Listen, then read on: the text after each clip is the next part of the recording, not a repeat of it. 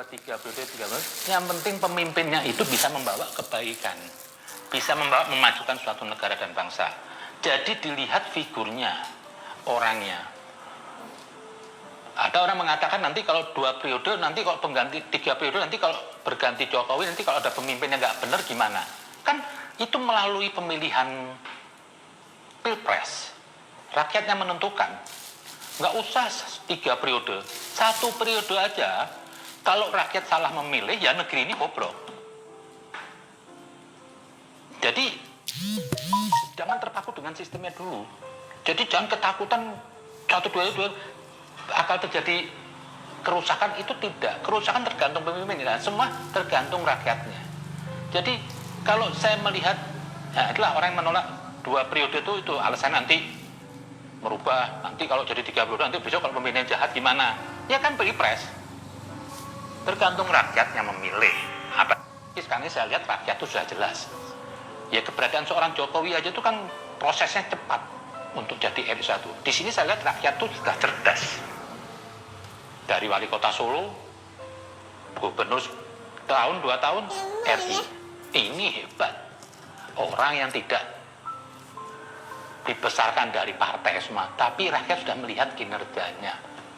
Jadi jangan terlalu takut dengan 1 atau 2 periode, 3 periode. Gak ada masalah. Dan banyak negara yang nggak pakai sistem 1 periode, 2 periode. Buktinya maju. Cina baru merdeka, lebih dulu kita.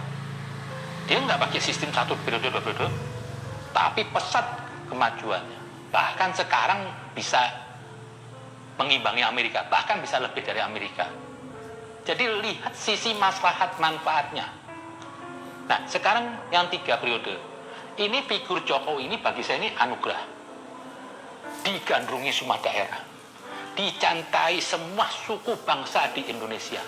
Tidak pandang itu perbedaan sukunya dan agamanya. Ini bagi saya satu-satunya pemimpin yang saya selama hidup baru saya lihat di dunia ini ya. Pemimpin yang histeris dicintain oleh rakyatnya. Ibu-ibu semua kalau ketemu Jokowi nangis. Kelebihan Jokowi itu, dari rakyat kecil itu punya rasa kecintaan.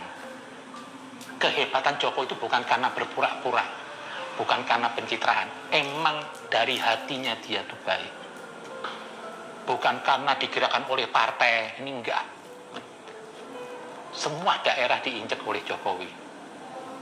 Provinsi dulu Papua nggak pernah disentuh, berapa kali ganti presiden, dianggap sampah, dianggap masyarakat nggak bisa dibangun.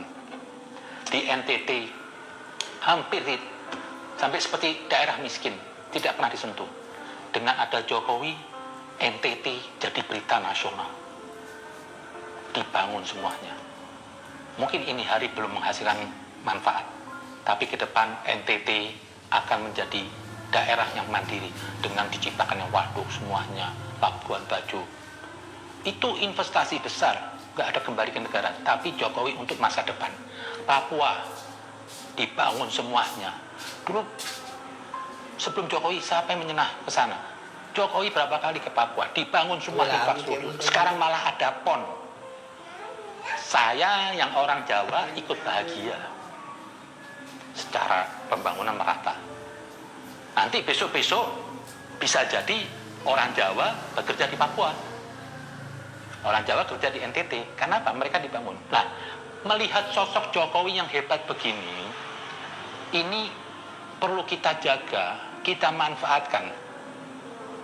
Nah, dengan 3 periode bagi saya itu bukan hal yang aneh kalau buat Jokowi. Karena lihat figur pemimpinnya. Kenapa nggak kita pertahankan dia? Oh, katanya nanti penggantinya Jokowi juga perlu estafet. Loh, oke, iya. Tapi kalau ada Jokowi, kenapa harus diganti dulu? Kalau andai kan presidennya sekarang bukan Jokowi, nggak seperti Jokowi, saya 2 periode. Kenapa? Nggak punya prestasi, nggak punya apa-apa. Nah, sekarang ini Jokowi, 2 periode, sudah. Tapi saya lihat ini orang hebat, orang Jokowi ini apa? Jiwa, raga, nyawanya, hidupnya untuk bangun Indonesia. Tidak pernah istirahat, tidak pernah cuti semuanya. Ibunya meninggal masih bekerja. Tiap hari. nggak ada istirahatnya, berkunjung ke daerah-daerah. Sampai COVID aja, semua Jokowi yang turun. Di Jakarta itu, yang mencegah COVID semua, bukan gubernurnya. Gubernur cuma mengklaim, oh, sudah selesai. Semua kerja pemerintah pusat. Malam-malam berkunjung ke Pasar Rumput untuk penampungan orang COVID. Semua disentuh Jokowi. Lah, ini anugerah. Jadi jangan terpaku dengan konstitusi harus 2 periode. Anda kepingin negeri ini maju atau ingin mempertahankan konstitusi? Konstitusi nggak mutlak, bisa aja buruk. Contoh, presiden sebelumnya. Apa kerjanya? Konstitusi. Terjadi korupsi banyak. Duit banyak keluar, nggak ada pembangunan. Itu konstitusi. Bisa rakyat nuntut? Nggak bisa. Ini konstitusi.